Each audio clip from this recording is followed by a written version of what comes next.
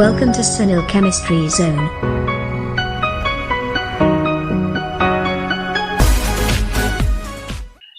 નમસ્તે વિદ્યાર્થી મિત્રો, લાસ્ટ વિડિયો લેક્ચરમાં આપણે પ્રક્રિયા વેગને અસર કરતા પરિબળો સમજી ગયા અને એના આગળના જે ફર્સ્ટ લેક્ચર હતો આપણો પાર્ટ 1, એ પાર્ટ 1 ની અંદર આપણે એક પોઈન્ટ ભણી ગયા હતા પ્રક્રિયાના વેગ અને એને દર્શાવવા માટેની આપણે એક રીત જોઈ હતી. પણ હવે આજના વિડિયો લેક્ચરમાં આપણે જ્યારે આખી પ્રક્રિયાનો વેગ વિશે સમજવું હોય, જેમાં પ્રક્રિયકો પણ છે, નિપજો પણ છે અને એના રિલેટેડ એકબીજાની સાપેક્ષમાં એ બંને વચ્ચેનો સંબંધ કઈ રીતે દર્શાવી શકાય, તો પ્રક્રિયા વેગ કઈ રીતે દર્શાવી શકે એના વિશેની આપણે માહિતી લઈશું. જેને અહીંયા હું ટાઇટલ આપું છું આ રીતે. જે આજનો ટોપિક છે આપણી પાસે આ રીતનો છે, પ્રક્રિયકો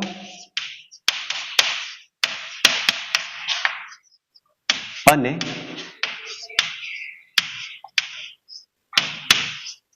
નિપજોના પ્રક્રિયા વેગનો સંબંધ, જેને કહેવાય relation between rate of reaction of reactants. Reactant ની અંદર બંને આવી જાય, પ્રક્રિયક પણ આવી જાય અને નિપજ પણ આવી જશે. તો માની લો કે સપોઝ આપણી પાસે એક્ઝામ્પલ થી સમજીએ, દાખલા તરીકે કોઈ એક પ્રક્રિયા આપી છે આ રીતની, nitrogen gas plus hydrogen gas gives to NH3 gas અથવા એમોનિયા વાયુ બનાવે છે. આને બેલેન્સ કરવાનો પ્રયત્ન કરીએ. જુઓ, નાઇટ્રોજન અહીંયા 2 છે, નાઇટ્રોજન અહીંયા 1 છે, આને તમે 2 વડે ગુણો એટલે તરત અહીંયા હાઇડ્રોજન ચેન્જ થઈ ગયા એટલે આને કરી દો 3 મોલ. સાથે સાથે એક વસ્તુ ધ્યાન રાખજો કે આપણે જે પ્રક્રિયાનો વેગ સમજાવ્યો છે એમાં R is equal to minus delta C by delta T અથવા plus delta C upon delta T તરીકે લીધેલો છે, જેને આપણે સરેરાશ વેગ તરીકે દર્શાવેલો છે. હવે આપણે જે થિયરી લઈશું એને આપણે સરેરાશ વેગની જગ્યાએ ત્વરિત વેગના અર્થમાં જ લઈશું, મતલબ ડેલ્ટાની જગ્યાએ આપણે ડી નો ઉપયોગ કરીને જઈશું. બરાબર છે. અને એ સિવાય તમારી ટેક્સ્ટબુકમાં જે બીજા ક્વેશ્ચન આપેલા છે ડેલ્ટાના આધારે પ્રક્રિયા વેગ સમજાવેલા, એને પછી હું તમને ઉદાહરણ સમજાવું. પહેલા આને સમજીએ. જુઓ, સૌથી પહેલા આની સ્ટોઇકિયોમેટ્રિક કોએફિશિયન્ટની વાત કરીએ, મતલબ તત્વયોગમિતીય સહગુણાંક. નાઇટ્રોજનનો તત્વયોગમિતીય સહગુણાંક છે 1, હાઇડ્રોજનનો તત્વયોગમિતીય સહગુણાંક છે 3 અને એમોનિયાનો તત્વયોગમિતીય સહગુણાંક છે 2. બરાબર. તો આ આપણી પાસે એના સ્ટોઇકિયોમેટ્રિક કોએફિશિયન્ટ થઈ ગયા. જો આના મોલની વાત કરીએ તો મોલ પણ કેટલા કેવા છે આના? 1 મોલ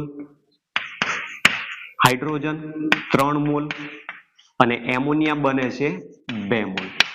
હવે આપણી પાસે જે પ્રક્રિયા આપી છે એના માટે ધારો કે T બરાબર 10 સેકન્ડે, T બરાબર 10 સેકન્ડે. હવે પ્રક્રિયા જ્યારે થાય ત્યારે આ બે પ્રક્રિયક આપ્યા છે, આ નિપજ છે, તો આ બંને વચ્ચે પ્રક્રિયા થાય એટલે આ બંને વપરાય અને નિપજ બને, એટલે આ વપરાશે અને આ ઉદ્ભવશે એવું કહી શકાય. તો ધારો કે T બરાબર 10 સેકન્ડે નાઇટ્રોજન ગેસનો વપરાવાનો દર, નાઇટ્રોજન ગેસનો વપરાવાનો દર ધારો કે x જેટલો છે, હું એવું માની લઉં છું. બરાબર છે. 1 મોલ જે નાઇટ્રોજન આપેલો છે એનો વપરાવાનો દર ધારો કે કેટલો છે? x જેટલો લઈએ છે આપણે. હવે એ જ પ્રમાણે હાઇડ્રોજન ગેસનો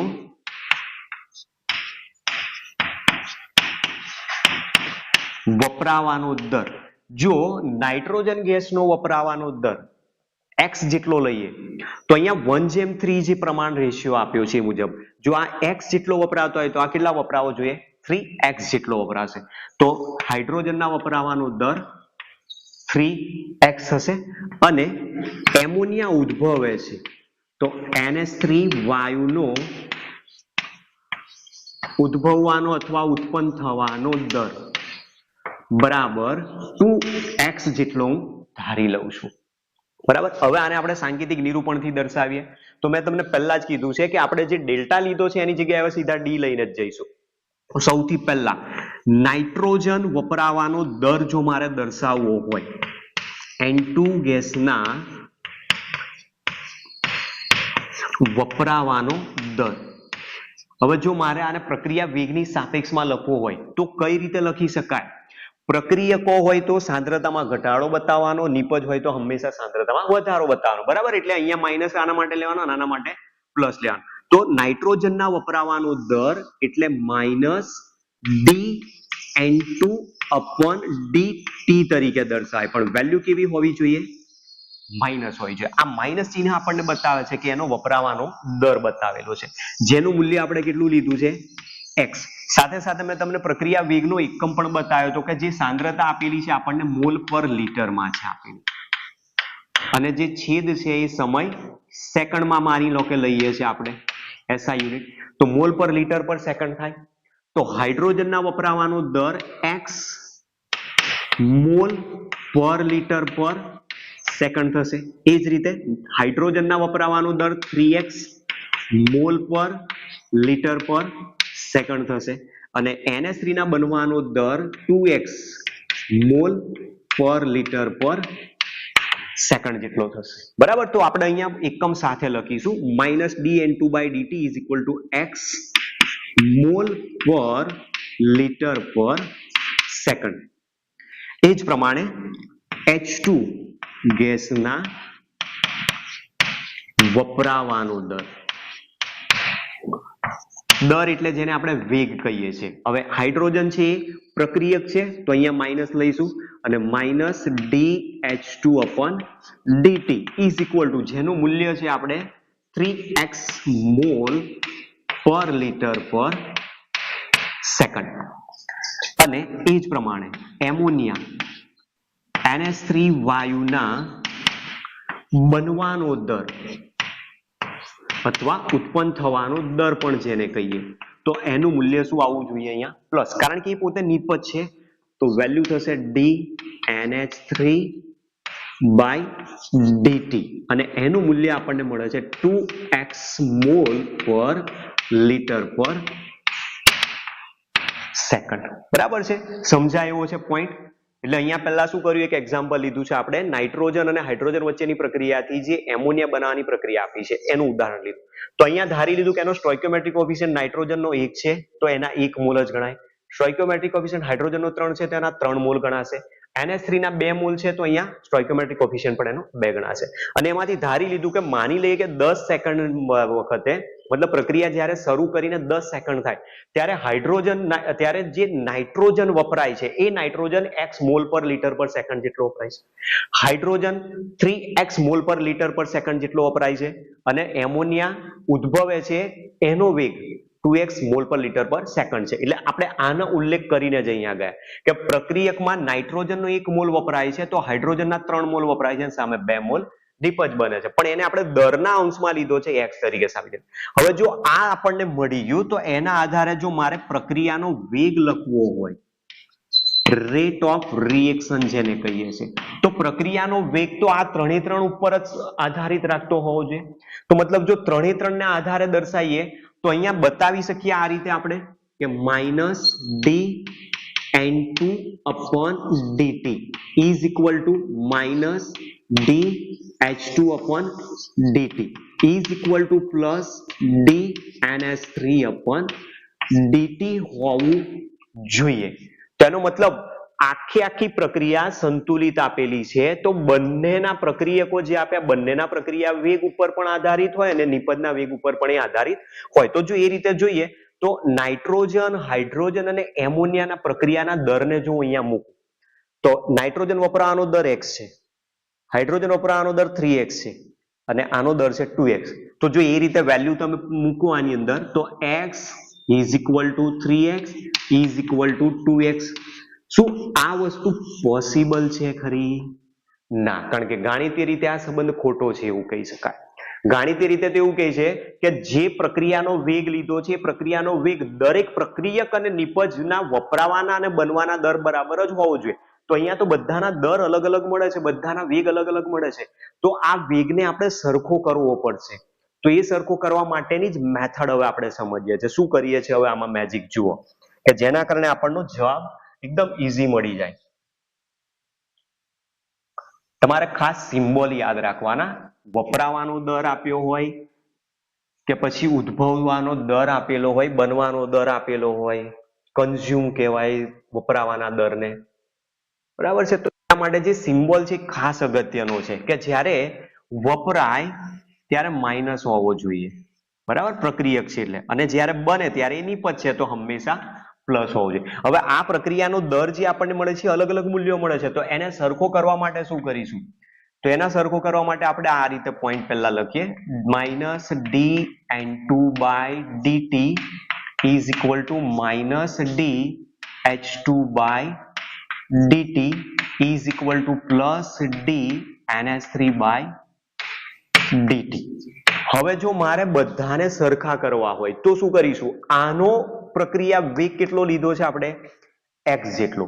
આનો પ્રક્રિયા વેગ છે 3x જેટલો અને આનો પ્રક્રિયા વેગ છે 2x જેટલો. તો મારે જો ત્રણેયને સરખા કરવા હોય તો શું કરું? અહીંયા તો નીચે છેદમાં એક જ આવશે. આને x કરવો છે તો કેટલા વડે ભાગો? 3 વડે. આને x કરવો છે તો કેટલા વડે ભાગો? 2 વડે. તો અહીંયા 2 2 3 3 કેન્સલ થઈ જાય, તો 3 3 કેવા થઈ જશે?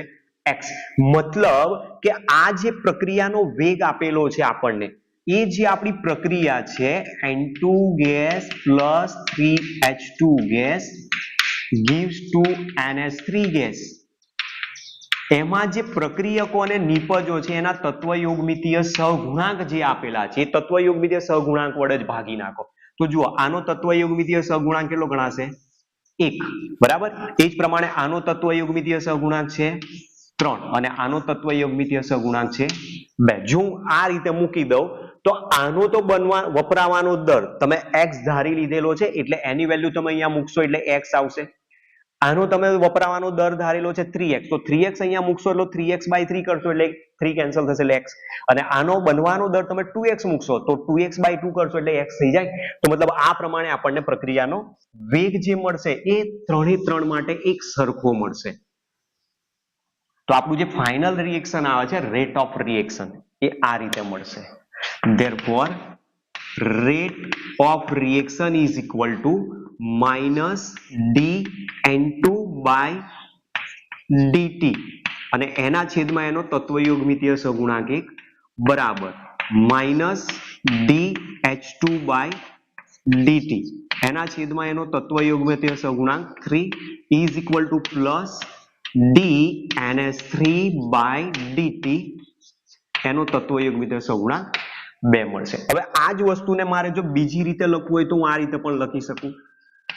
રેટ ઇઝ ઇક્વલ ટુ, અહીંયા તો 1 જ છે એટલે એને આગળ લો તો કોઈ ફરક નહીં પડે, જે સહગુણક છેદમાં લીધા છે એને આગળ લઈ લઈએ. તો મતલબ અહીંયા તો already minus dN2 by dt is equal two, અહીંયા 1/3 છે તો અહીંયા માઇનસ સાથે એને બહાર કાઢી લો, minus 1/3 dH2/dt is equal to, અહીંયાથી 2 કોમન કાઢી લો તો પ્લસ 1/2 dNH3 by dt મળે કે ના મળે? હવે જેવી તમે અહીંયા વેલ્યુ મૂકશો એટલે x અહીંયા આવશે, 3x મૂકશો એટલે 3 3 કેન્સલ થશે, x આવશે, 2x મૂકશો એટલે 2 2 કેન્સલ થશે એટલે x આવશે. તો સામાન્ય રીતે જે આખી સમગ્ર પ્રક્રિયા લીધી છે એ સમગ્ર પ્રક્રિયાનો વેગ જ્યારે દર્શાવવામાં ત્યારે આપણે આ રીતે દર્શાવી શકીએ. તો આપણે d લઈને આ રીતે લખ્યો, અને જો ડેલ્ટા લઈને લખવો હોય તો પ્રક્રિયામાં આ રીતે તમે આપી શકો છો, minus delta N2 by delta t is equal to minus 1/3 delta H2 by delta t is equal to plus 1/2 delta NH3 by delta t કહેવાય. તો કોઈ પણ તમને રાસાયણિક પ્રક્રિયા આપેલી હોય તો એનો તત્વયોગમિતીય સહગુણાંક જે આપેલો હોય ને એના વડે તમે ભાગી નાખશો એટલે સીધો પ્રક્રિયાનો દર આપણને મળી શકશે. માની લો કે કોઈ એક રાસાયણિક પ્રક્રિયા છે Xa + YB છે અને એમાંથી સપોઝ માનો કે Z બને છે, બરાબર. હવે આના માટે મારે લખવું હોય તો પ્રક્રિયાનો વેગ રેટ ઇઝ ઇક્વલ ટુ, જે સહગુણક છે એને છેદમાં લઈ જવાના, બરાબર, અને પ્રક્રિયક હોય તો આગળ શું કરી દો? માઇનસ. તો માઇનસ 1/x. હવે ડેલ્ટા લખો કે ડી લખો કોઈ ફરક નહીં પડે, minus 1/x dA/dt is equal to minus 1/y dB/dt is equal two plus 1 જ આવશે અહીંયા તો dZ/dt dt સ્વરૂપે લખી શકાય. તો આ શું બતાવ્યું? પ્રક્રિયા વેગ સમીકરણ લખવા માટેની મેથડ છે. આનો જ ઉપયોગ કરીને સ્વાધ્યાયનો એક IMP પરીક્ષા માટેનો જે ક્વેશ્ચન છે પ્રશ્ન નંબર 3 એ આપણે આનો ઉપયોગ કરીને સોલ્વ કરીશું. એના પહેલા બીજી કેટલીક રિએક્શન ને પહેલા સમજીએ કઈ રીતે લખાય છે, પછી એક એક્ઝામ્પલ પણ સમજીએ. જુઓ,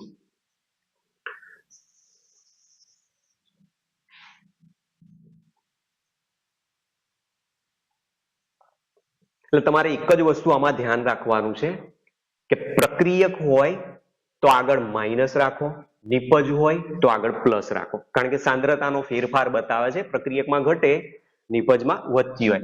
અને બીજા નંબરમાં જે સહગુણક આપ્યો એને તમારે ભાગી નાખવાનો છે એના વડે. તો સપોઝ માની લો કે આપણી પાસે કોઈ એક રિએક્શન છે આ રીતની, mercury liquid plus Cl2 gas. આ બંને જ્યારે પ્રક્રિયા કરે ત્યારે એમાંથી HgCl2 બનતો હોય છે. બરોબર. આ જે HgCl2 બન્યો એના માટે જો મારે પ્રક્રિયા વેગ લખવો હોય તો આપણી ટેક્સ્ટબુકમાં જે પ્રમાણે આપ્યું એ મુજબ સરેરાશ વેગ મુજબ ડેલ્ટા મુજબ જો જઈએ તો આ આપણી પાસે ડેલ્ટા તરીકે લખાશે, delta Hg upon delta T. પણ પ્રક્રિયક છે એટલે આગળ શું આવવું જોઈએ? માઇનસ. ત્યાર પછી ઇઝ ઇક્વલ ટુ, આનો સહગુણક એક જ છે અને પ્રક્રિયક છે એટલે minus delta Cl2 upon delta T is equal two, આનો પ્રક્રિયક નિપજ જે બને છે એક જ મોલ છે તો સહગુણક અહીંયા એક હોવાથી લખવાની કોઈ જરૂર નહીં પડે, delta HgCl2 upon delta T. આ રીતે લખી શકાય. અથવા જે આપણે બતાવ્યું છે એ મુજબ તમે હવે આ રીતે પણ લખી શકો છો કે rate is equal to minus dHg by dt is equal to minus dCl2 by dt is equal to plus dHgCl2 by dt. આ પણ સાચું છે નિરૂપણ. બરાબર. ચલો બીજું એક્ઝામ્પલ લઈએ. દાખલા તરીકે ઉદાહરણ છે 2HI. હાઇડ્રોજન આયોડાઇડનું વિઘટન થાય તેમાંથી હાઇડ્રોજન ગેસ અને આયોડીન છૂટા પડી જશે.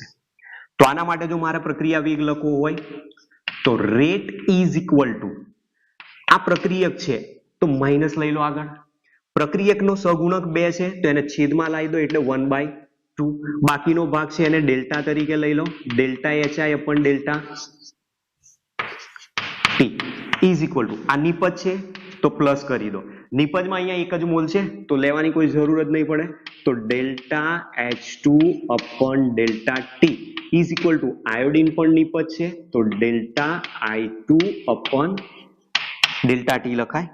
અથવા આની જગ્યાએ તમારે બીજી રીતે લખવું હોય તો rate is equal to minus 1/2 dHi upon dt is equal two plus dH2 upon dt is equal two plus di2 upon dt સ્વરૂપે પણ લખી શકાય. અને પરીક્ષા માટે બરાબર છે એટલે આ પ્રમાણે એના ક્વેશ્ચન ને તમારે લખવો હોય તમે આ રીતે લખી શકો છો.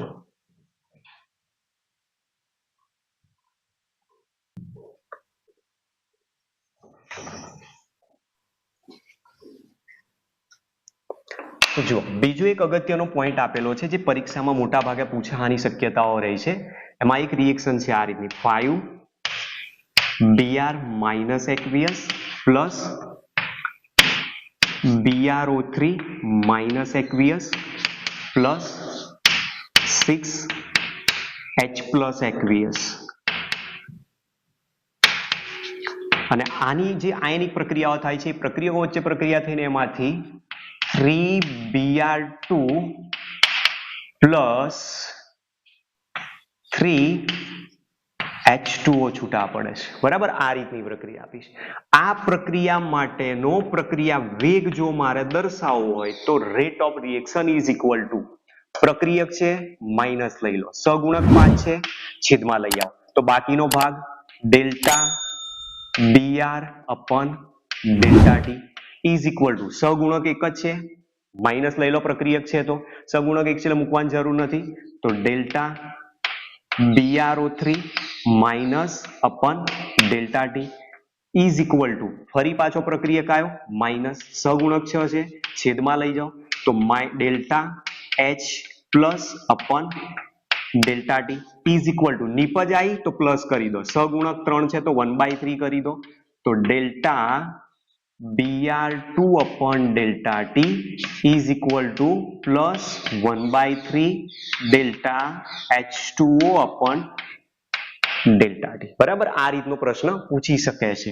અથવા તમે બીજું જે રીતે લખીએ છીએ એ પણ લખી શકાય કે rate is equal to -1/5 del dBr by dt is equal to minus dBr03 minus by dt is equal to -1/6 dH plus by dt is equal to plus 1/3 dBr2 by dt is equal to plus 1/3 dH2O by dt છે. તો આ બંને સમીકરણો સાચા છે. બરાબર, બંને રીતે લખી શકાય. હવે ઘણીવાર પરીક્ષામાં પ્રશ્ન શું કરે છે આ લોકો, યોગ્ય વિકલ્પ માંગેલો હશે. MCQ માં આ વર્ષે જ પૂછાયો છે પ્રશ્ન આ રીતે કે તમને વિકલ્પ આપેલા હશે કે આપેલી પ્રક્રિયા માટે નીચેનામાંથી કયો વિકલ્પ સાચો છે. એ વખત ધ્યાનથી તમારે જોવાનું કે જ્યાં પ્રક્રિયકો આપેલા છે ત્યાં હંમેશા માઇનસ હોવો જોઈએ. નંબર 2, પ્રક્રિયકોના જે સહગુણક આપેલા હોય સહગુણક છેદમાં આવવા જોઈએ. જુઓ, એ જ સમીકરણ સાચું કહેવાય. પ્રશ્ન તમને આખો ઉલટોય પૂછે કે BrO3 બ્રોમેટ આયનની સાપેક્ષમાં પ્રક્રિયા વેગનું કયું સમીકરણ સાચું છે. તો બ્રોમેટ આયન તમારી પાસે આ છે. સપોઝ માનો હું ઉદાહરણ લઉં છું આના આધારે બ્રોમેટ આયનની સાપેક્ષમાં પ્રક્રિયાનો વેગ બતાવવો છે. તો આપણી પાસે માની લો કે હું અહીંયાથી લઈ લઉં છું આટલો પોઈન્ટ, આમાંથી સાચો રિએક્શન છે એ કઈ રીતે મળી શકે. તો જુઓ, બ્રોમેટ આયનની સાપેક્ષમાં પૂછ્યું હોય તો minus dBrO3 by dt is equal to શું થાય, પ્રક્રિયાનો વેગ, અને બરાબર શું છે -1/6 dH plus upon dt. આ પણ લખી શકાય, અથવા પ્લસ 1/3 dBr2 upon dt લખી શકાય આ રીતે. પ્રશ્ન તમને એવો પૂછે કે બ્રોમિન આયન જે છે Br માઇનસ બ્રોમાઇડ આયન અથવા H પ્લસ આયન અથવા Br2 કોઈ પણ પૂછે. માની લો કે પ્રશ્ન આ પૂછે કે Br2 બનવાનો દર કેટલો છે. જો Br2 બનવાનો દર પૂછે તમે આમાંથી કોઈ પણની વેલ્યુ જાણતા હોય તમે સરળતાથી લઈ શકો. તો માની લો કે હું આના આધારે જઉં છું તો આપણી પાસે બ્રોમિન Br2 બનવાના દરની વાત કરી છે. બનવાનો દર હોય એટલે તમારી પાસે પહેલું જે રિલેશન છે એમાંથી સમીકરણ આ રીતે લખી દેવાનું, dBr2 upon dt is equal to -1/6 dH plus upon dt. બરાબર છે, આટલું પહેલા લખી લેવાનું. હવે બનવાનો દર કીધો છે એટલે બનવાનો દર ખાલી આટલો જ ગણાય. વપરાવાનો દર કીધો હોય તો હાઇડ્રોજન આયન વપરાવાનો દર આટલો કહેવાય. તો આપણે બ્રોમિન બનવાનો દરની વાત કરીએ તો આ 3 છે એને અહીંયા લઈ આવો એટલે સમીકરણ આ રીતે બની જશે, dBr2 upon dt is equal to 3 ને આમ લઈ જાઓ એટલે -3/6 dH plus upon dt. આ રીતે તમે પ્રક્રિયાનો વેગ ઉપરથી અથવા કોઈ પણ પ્રક્રિયક વિશે તમે વપરાવાનો બનવાનો દર જાણતા હો તો એના આધારે પણ તમે બીજાનો જવાબ શોધી શકો છો. બરાબર, એટલે બિલકુલ સમજાઈ જાય એ રીતનો ક્વેશ્ચન છે. જુઓ, એટલે પરીક્ષા માટે એક આ તમારે તૈયાર રાખજો ઇક્વેશન. ઘણી જગ્યાએ થિયરીમાં આની જરૂર પણ પડશે. હવે આપણી પાસે એક એક્ઝામ્પલ લઉં કે પરીક્ષામાં કઈ રીતે પૂછી શકે, એના આધારે આપણે જવાબ શોધીએ અને ત્યાર પછી આજનો ટોપિક અહીંયા વિડીયો લેક્ચરમાં પૂરો કરીએ. ચાલો,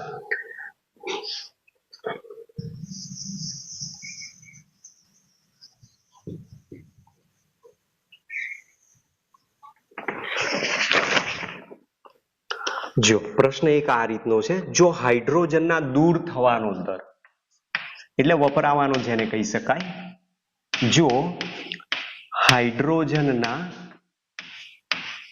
દૂર થવાનો દર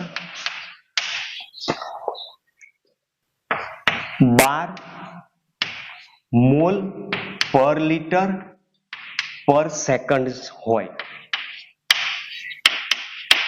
તો રિએક્શન આપી છે આપણને N2 gas plus 3H2 gas gives 2NH3 gas માટે. નંબર 1, N2 ના વપરાવાનો દર, N2 ના વપરાવાનો દર, નંબર 2 NH3 ના બનવાનો દર,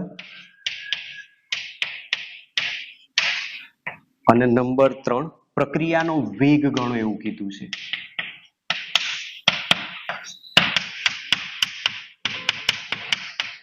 બરાબર, આ રીતનો ક્વેશ્ચન આપેલો છે. જો તેમાં સૌથી પહેલા શું કરી દેવાનું, આ જે સમીકરણ આપ્યું છે એ સમીકરણના આધારે આપણે પ્રક્રિયા વેગનું આખું સમીકરણ બનાવી દેવાનું.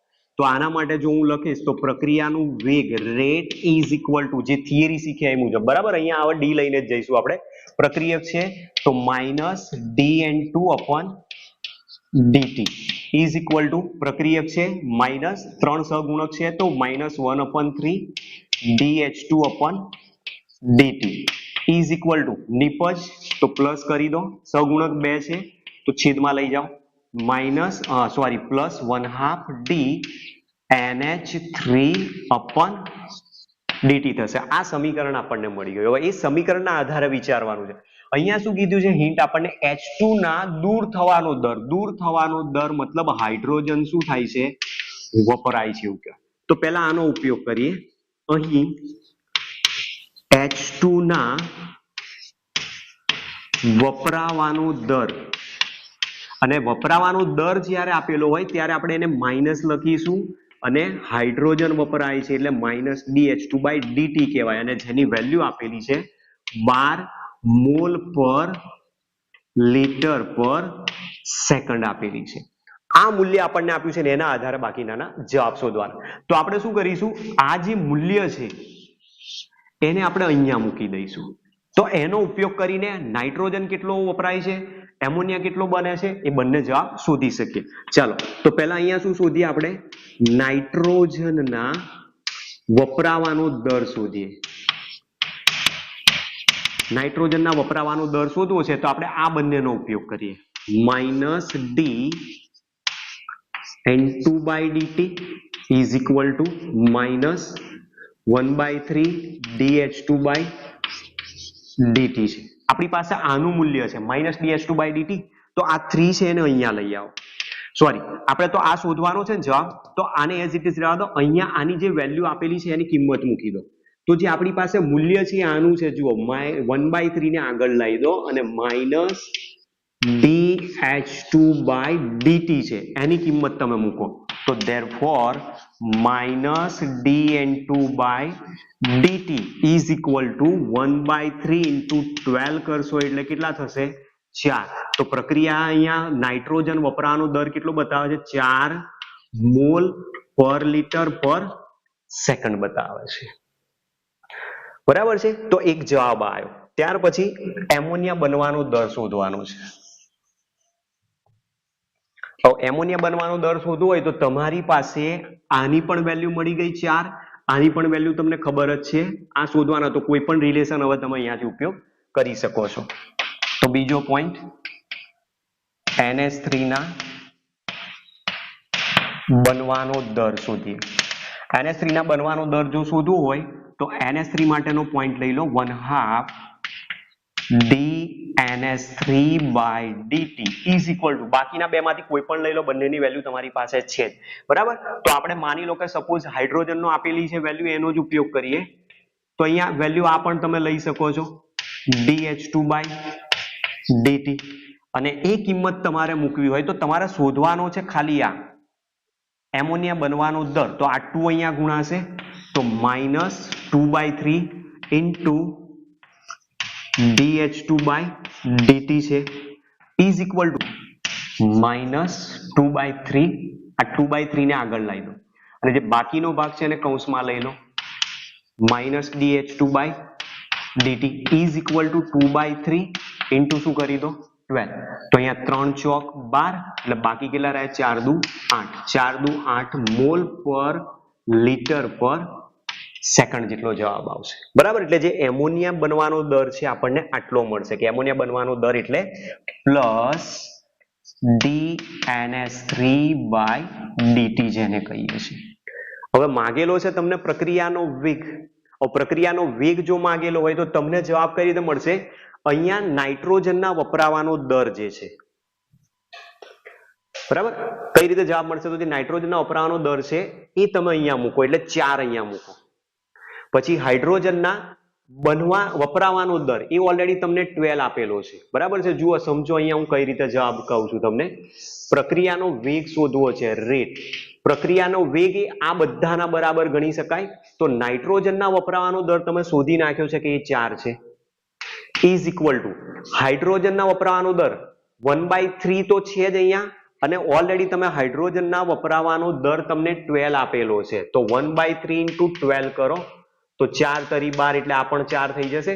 ઇઝ ઇક્વલ ટુ એમોનિયા ઉત્પન્ન થવાનો દર 8 મળે છે, અને એને તમે 1/2 વડે ભાગેલા છે. તો અહીંયા 1/2 into 8 કરશો એટલે આ પણ કેટલા થઈ જાય?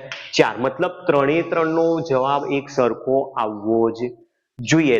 એ જ તમારો ફાઇનલ રેટ ઓફ રિએક્શન તરીકે ઓળખાશે. એટલે પરીક્ષામાં જ્યારે આવો ક્વેશ્ચન પૂછાય તો આપણે આ રીતે એને સોલ્વ કરવાનો હોય છે. સાથે સાથે ક્યારેક આઈઆઈટી જેઈની એક્ઝામમાં ભૂતકાળમાં જે પ્રશ્ન પૂછાયો તો એમાં શું કર્યું? તો અહીંયા જેવા મોલ આપેલા છે એની જગ્યાએ ત્યાં વજન આપેલું હતું. માની લો કે 6 ગ્રામ જેટલું વજન આપેલું હતું એ વખતે. તો તમારે શું કરવાનું? પહેલા ગ્રામને આધારે જ બધા જવાબ શોધવાના, અને છેલ્લે પછી એને મોલમાં કન્વર્ટ કરી નાખવાના, એટલે સીધે પણ જવાબ મળી શકે છે. તો આ પ્રમાણે જો આપણો ક્વેશ્ચન હતો કે અલગ અલગ પ્રકારના જે પ્રક્રિયકો અને નિપજો છે એમના પ્રક્રિયા વેગનો એકબીજા સાથેનો સંબંધ કઈ રીતે દર્શાવી શકાય, તો અહીંયા પૂર્ણ થાય છે. હવે પછીના નેક્સ્ટ વિડીયો લેક્ચરમાં આપણે વિકલિત વેગ નિયમ કોને કહેવાય, પ્રક્રિયા વેગ કઈ રીતે લખી શકાય, સાથે સાથે પ્રક્રિયા ક્રમ શું છે, પ્રક્રિયા ક્રમના આધારે વેગ અચળાંક જે છે એ વેગ અચળાંકના એકમો કયા આવે છે, અને કયા કયા પ્રકારની પ્રક્રિયાઓના ઉદાહરણ કયા કયા આવી શકે છે, એના વિશેની આપણે નેક્સ્ટ વિડીયો લેક્ચરમાં હવે ચર્ચા કરીશું. ઠીક છે, તો મળીએ. Thanks to all. જય હિન્દ, જય ભારત, વંદે માતરમ.